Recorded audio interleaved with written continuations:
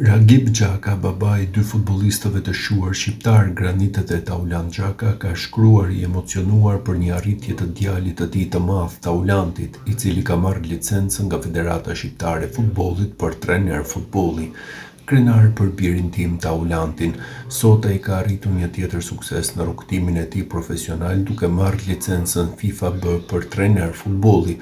Ky është vetëm fillimi I një kapitulli të ri nga lojtari që gjithmonë dha zemrën në fushë tek trajneri që do të frymëzojë brezat e rinj. Urime Taulant Xhaka, krenar për ty bir, shkruan Ragip Xhaka, babai I Taulantit.